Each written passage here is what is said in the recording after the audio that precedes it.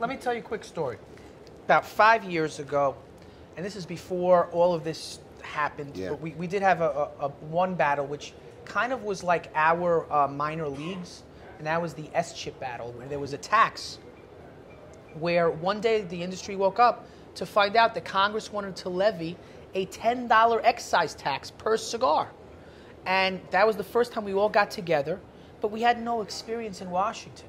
None. None at all, but we were able to negotiate a 40-cent per cigar tax that if we had the experience we do now, we would not have gotten that tax. But just a quick aside, 5 years ago or 6 years ago, maybe more, I'm in California. I had just done like 11 events in 12 days throughout the entire state. And I had to fly back the next day. I was at Santa Monica Beach, right by the pier. And I lit up a cigar. I'm wearing a pair of shorts, beautiful day in June. And I walk into the water. And it was my first time I had stepped foot on the water in California in my life. Been there a few times, but never went to the beach. The beach. You know, I'm working. So I walk out, gotta be, I don't know, 100 yards out, and I'm still only to my knees because it's very shallow as you go out in the water. And I'm smoking my cigar, I'm taking in the waves, I can hear the kids screaming upstairs, up by the pier, they're on the rides, and just decompressing. I turn around and I see this old lady. She looked like the neighbor from There's Something About Mary with the blue hair. Just like that lady. Cameron Diaz's neighbor. And she's looking at me and she goes like this to me. Now, if I'm in an ocean and somebody does that, okay? Shark. I didn't even look around for a fin. I just start running as fast as I could. I'm running, holding my cigar up like this. And I finally get to shore, you know, soaked to the bone. I'm like, ma'am, what's the problem? What's going on? There's no smoking on the beach, Sonny. Swear to God. I go, excuse me? Yes, there's a $1,500 fine if you want to smoke this cigar. I go, ma'am, I'm in international waters. I'm 100 yards offshore, and you're telling me that you have a problem with me smoking?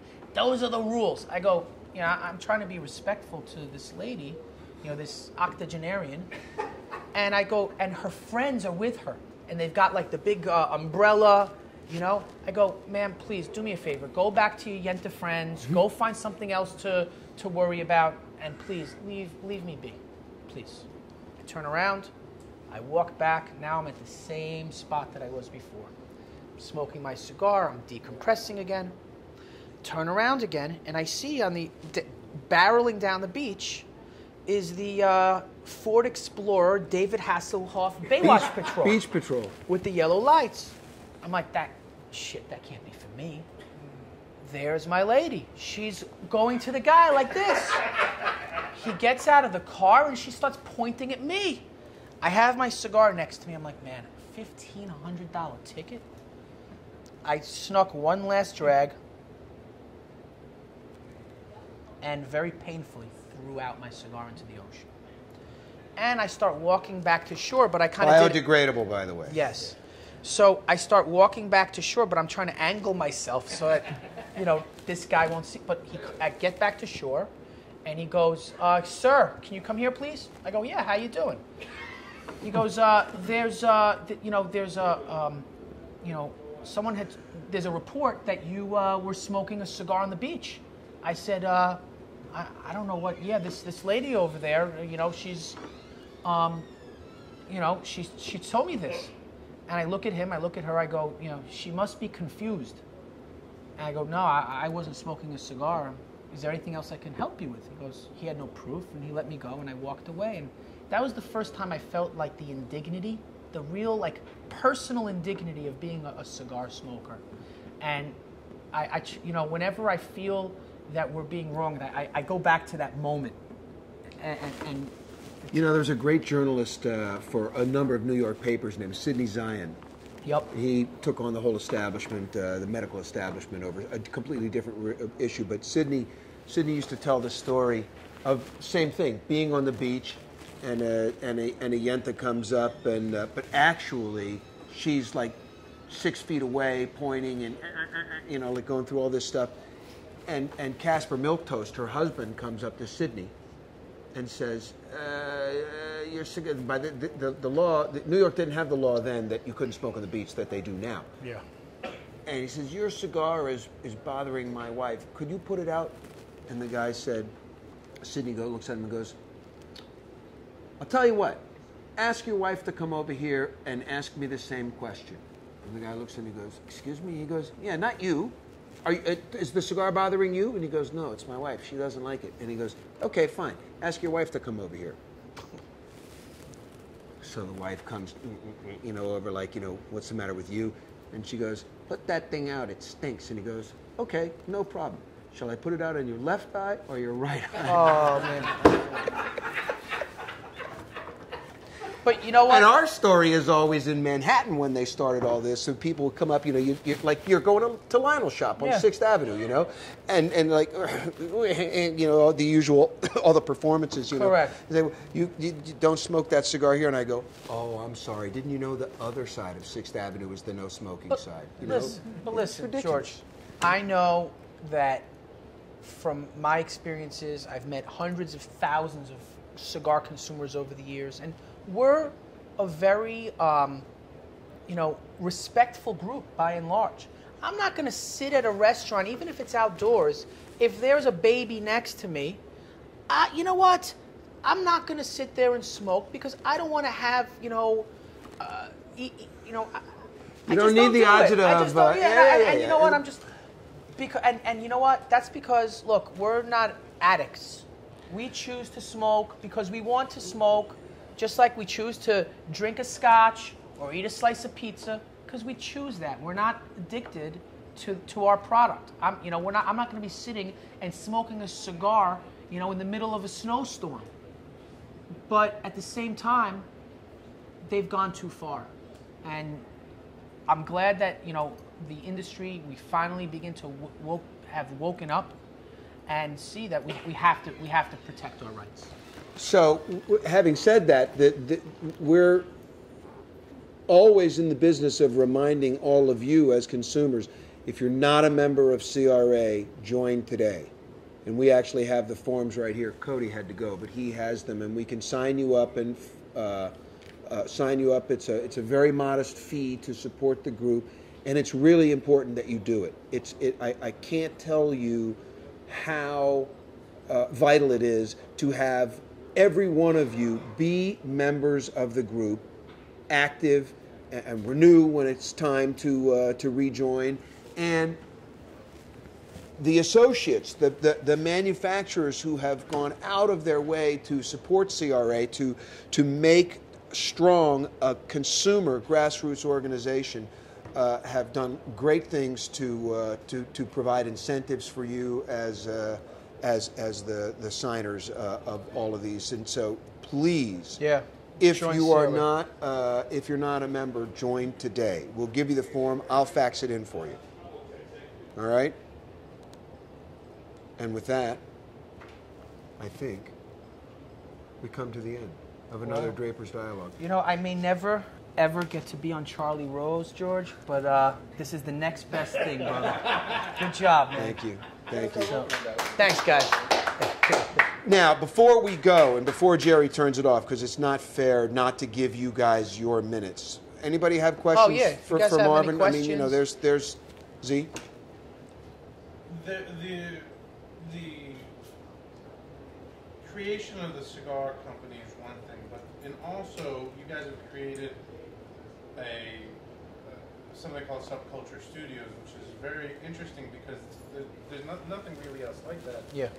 It's connected to it, and it comes out with these great items. So, give you the skinny on that. So, here's how Subculture came to be. It wasn't part of some marketing plan. What happened was 12 years ago, we opened up. It's hard to believe. 12 years ago. Yeah. That's Subculture. I mean, think about it. 12 years ago, maybe more. We opened up the very first tattoo shop in Nicaragua, in Central America, I think it was, but definitely in Nicaragua. It was in the capital city of Managua, 2 hours away from our factory, which is in the north. And we opened up this tattoo shop with one of our guys, Jesse. We call him Fat Boy. And Jesse's, if you haven't seen Jesse on Facebook or seen some of his posts, Jesse is larger than life. He's 6'2". He thinks he weighs less than 500 pounds, but he ain't that skinny. And Jesse looks like a menacing character, you know, tatted everywhere, but he's a lovable, huggable bear, and he would do anything for Drew State. And he wanted to open up this tattoo shop with a few guys that he was friends with in Managua. So we're like, all right, you know, we opened up the tattoo shop, and there were 5 tattoo artists there. And it wasn't something for us to make money at. It was a pet project. About 6 months later, the landlord finds out that that these rich gringos own the shop or are renting the shop, and she quadrupled our rent. So we closed up the shop, and we found out later that the artists were, you know, living on the streets, doing tattoos in basements, and, you know, they weren't doing well. Now, our trade show was coming up, so we said, you know what? Let them come up to Esteli and help design our trade show booth. And that was the 2002 trade show booth. And they ended up staying there. Yeah. And now, years later, we have an entire distinct art studio at our factory called Subculture Studios. It's really a colony, because it's an extraordinary, it's an artist colony. And it's an a artist creative colony. fountainhead. And all of our, you know, so we have paintings that we make for retail shops, ashtrays that are made, pewter ashtrays by hand, all of the silk screening that we do on the artwork of our boxes. Mirrors that, you know, just, and our factory, La Gran Fabrica Drew Estate, the entire factory is a living, breathing art exhibition. And there are murals all over the place. We just repainted our main mural. It's about 80 feet by 40 feet high. And, you know, their artwork has been featured in many magazines, you know, cigar magazines, so proud of it. And some of those items from there are part of the... Thanks for the question, bro. Some of those items are part of the swag for people today who purchased. So, you know, you guys will probably go home with some things that are output of Subculture. Yeah. Any other questions? Jerry? This is a Stogie review question. There we go. You want to talk a little bit about KFC? Yeah, a little bit. What makes it different? It's the fire-cured tobacco. It's got a very different taste, and unfortunately, you guys haven't had a chance to try it because we're in the final blending process. I actually, just in the cab ride here, I was on the phone with John, and he was so pumped. He's like, look, I got the final blends. We're going to select them now, and you know, tomorrow I'm going to be smoking the 2 final blends that we're going to select for the. It's going to be the Muat Kentucky Fire Cured. My Uzi weighs a ton, and that's what KFC is. Kentucky Fire Cured. Another lawsuit in the making. KFC. I think Yum Brands, speaking of which, of the Derby, you know, I think Yum Brands will be happy about that. Kentucky Fire Cured. Yeah, exactly. We didn't call KFC. I love it. It's great. It's going to be, and so we invite you back here to test it with our friends. Cool. Thank you. Juan? Mark, you know, I told you last night how I always feel nostalgic when I see you here. Because Yeah. It's like, you know, I feel like I'm back in New York. But, I mean, I've known George. George still knew me as a young PR professional back in the day. Back in the day. To some of the best cigars. Oddly enough, Mom's was where I used to buy most of my products. That's When funny. I started freelancing out of office across the street. So, What, on 5th? Yeah. Nice. Just over the Italian restaurant. Yeah. But it was interesting how, you know, just me listening to your story, how it's not even 6 degrees of separation. I bought cigars from that kiosk. I mean, it's interesting that this, Wow. as big as this industry is, It's really like this. That it's really minuscule, and I've worked in a lot of them. What do you see coming down the pipe for the future in terms of what do you see the evolution is going to be? The new folks that you see coming up now, what would you like to see to make the industry better? Well, I mentioned how there's a whole new generation of cigar makers coming up, and I honestly fear for them, because with FDA regulation, you know, one of the areas that I'm concerned about is coming out with new blends at your own will. You know, I got a cigar here, right? So so this is the cigar that I blended for my wedding. Your wedding, Bashir. Okay, Bashir. And I made up 1,000 cigars. And I handed out to a few of my friends. Everyone's like, wow, this is phenomenal. And today, I have the freedom to be able to say, okay, I'm going to release this on the market. Who knows? I don't know if we'll ever do that or not. But to be told that I can't, or better yet, to be told that I have to spend thousands of dollars for every size that I want to come out with, and have that sent for spectroscopic analysis, and to have, you know, the details of my blends be disclosed publicly, potentially. I mean, that's what scares me about new cigar makers coming up, because I believe you guys should have all of the freedoms that we did coming up. And when you talk about the future of the industry, I don't know where the future is going to be. If we're able to operate as we do today, the future's awesome. Because there's always going to be creativity. Yeah.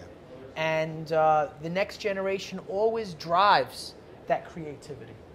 And it drives us to be better. So I hope that, you know, that continues. And, you know, having new cigar makers who have their own vision, their own ideas, their own concepts of blending, of marketing, you know, I pray that we could continue to enjoy the dynamic part of what we do.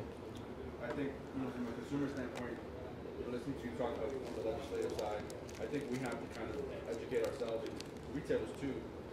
I think honestly we can't tell people that we smoke cigars.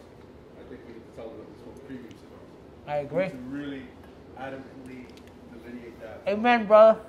But oddly enough, interesting conversation I had as a result of you being here in DC. The gentleman that owns the company that rented him the house is a friend of mine. I didn't realize this until after. Small world, right? You know, he reached out to me. He's like, I really smoke cigars. You know this guy Marvin Samel. I've heard he's big in the industry. Is he really, you know, he just heard, oh, this guy owns a cigar company. And I kind of educated him about Jewish state as best I could. But then the conversation dovetailed into what's happening in the industry. And honestly, I told him, I said, look, you know, he likes a cigar on occasion, but I said, look, if what they did to the wine industry or to the premium spirit industry, what they do to us, we'll never see the light of day. And I think from a consumer standpoint, even if you smoke cigars or not, that's kind of, at the end of the day, what I think we need to kind of get out to the masses, is that this is not about cigars per se, this is about nitpicking at a particular industry without cause or reason. Yep. Agreed, brother. All right, thank you all very much for being here today. And thank you, Jerry, as always. Stogie Review. Yes, thanks a lot, Jerry. sensational for making this possible for Good job, everybody. man.